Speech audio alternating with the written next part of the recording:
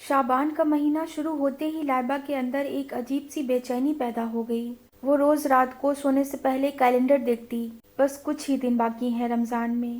اسے اکثر یہ حدیث یاد آتی، رسول اللہ صلی اللہ علیہ وسلم شعبان میں زیادہ دعا کرتے تھے، اللہم بلغنا رمضان، یا اللہ ہمیں رمضان تک پہنچا دے۔ لائبہ اپنی نماز کے بعد اکثر یہ دعا کرتی اور سوچتی، کتنے لوگ ایسے ہیں جو پچھلے رمضان میں ہمارے ساتھ تھے لیکن آج قبر میں ہیں، اور اس کا دل کانپ جاتا۔ لائبہ نے ایک درس میں سنا تھا، ایک اسکالر کہہ رہے تھے، حضرت طلحہ بن عبید اللہ رضی اللہ عنہ فرماتے ہیں، بنو بلی کے قبیلے کے دو آدمی رسول اللہ صلی اللہ علیہ وسلم کے پاس آئے اور دونوں نے ایک ہی وقت میں اسلام قبول کیا۔ ان دونوں میں سے ایک صحابی جہاد میں گئے اور شہید ہو گئے، دوسرے صحابی 1 سال اور زندہ رہے۔ انہوں نے ایک پورا رمضان پایا، اس کے روزے رکھے، اس کے بعد نمازیں ادا کیں اور پھر اگلی سال وفات پا گئے۔ حضرت طلحہ رضی اللہ عنہ فرماتے ہیں، میں نے خواب میں دیکھا کہ میں جنت کے دروازے پر ہوں۔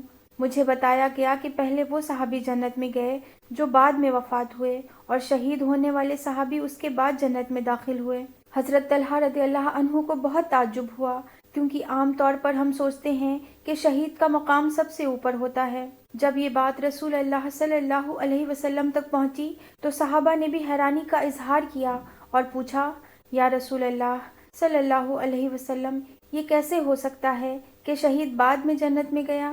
رسول اللہ صلی اللہ علیہ وسلم نے فرمایا، کیا دوسرا شخص 1 سال زیادہ زندہ نہیں رہا؟ صحابہ نے کہا، جی ہاں۔ پھر رسول اللہ صلی اللہ علیہ وسلم نے فرمایا، کیا اس نے ایک رمضان پایا اور اس کے روزے رکھے؟ صحابہ نے کہا، جی ہاں۔ پھر فرمایا، کیا اس نے اتنی اور اتنی نمازیں ادا کیں؟ اور پھر رسول اللہ صلی اللہ علیہ وسلم نے فرمایا، ان دونوں کے درجات کے درمیان زمین اور آسمان کا فرق ہے۔ یہ بات لائبہ کے دل میں اتر گئی۔ اس رات اس نے اپنے شوہر احمد سے کہا، میں اس بار رمضان کو صرف روزے رکھ کر نہیں گزارنا چاہتی، میں چاہتی ہوں کہ گھر کے کام مجھے اللہ سے دور نہ کریں۔ احمد نے مسکرا کر کہا، پھر تیاری پہلے سے کرنی ہوگی۔ اور یہیں سے لائبہ کی رمضان پریپریشن کی جرنی شروع ہوئی۔ اگلی صبح فجر کے بعد لائبہ نے ڈائری نکالی اور لکھنا شروع کیا، رمضان پریپریشن پلان۔ اس نے مسکراتے ہوئے کہا، اس طرح رمضان میں تھکان کم اور عبادت زیادہ ہوگی۔ لائبہ نے سب سے پہلے کچن سے شروعات کی۔ لائبہ نے چکن کباب، آلو اور چکن سموسے، فرائز، کٹلیٹس اور رولز بنا کر الگ الگ باکسز میں رکھ کر فریزر میں رکھ دیے۔ اس طرح اس نے میل پلاننگ کر لی اور رمضان کے لیے ایک مینیو بھی تیار کر لیا، تاکہ کھانے کیا بنانے ہیں ان باتوں میں ہی دماغ نہ الجھا رہے۔ وہ جب بھی کچن میں کام کرتی، اس کی زبان پر ذکر ہوتا، اسے اکثر قرآن کی یہ آیت یاد آتی، اور اللہ تمہارے لیے آسانی چاہتا ہے۔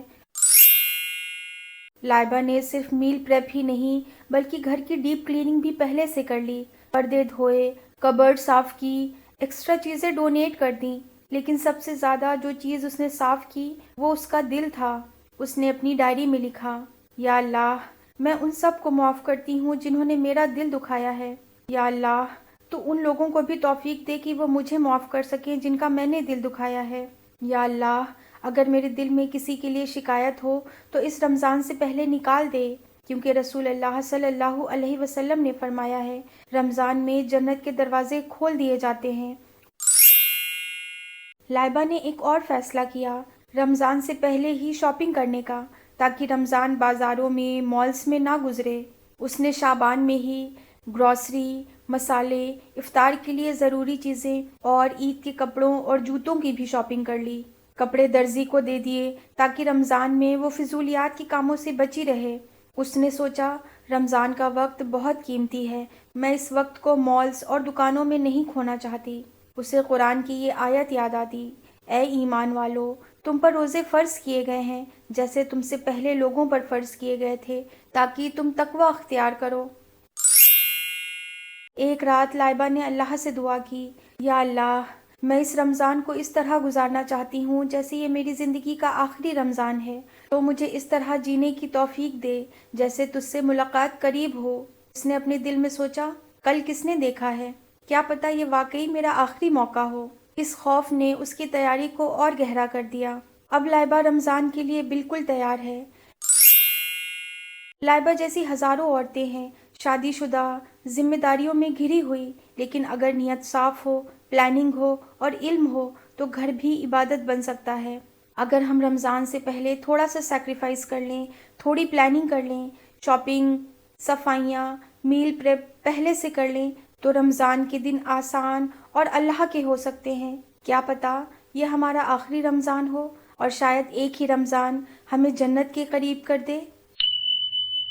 یا اللہ، اس رمضان کو ہمارے لیے ہدایت، مغفرت اور رحمت کا ذریعہ بنا دے۔ ہماری چھوٹی سی کوشش کو قبول فرما، ہماری خطاؤں کو معاف فرما اور ہمیں اس مہینے کو ایسے جینے کی توفیق دے کہ تو ہم سے راضی ہو جائے۔ آمین۔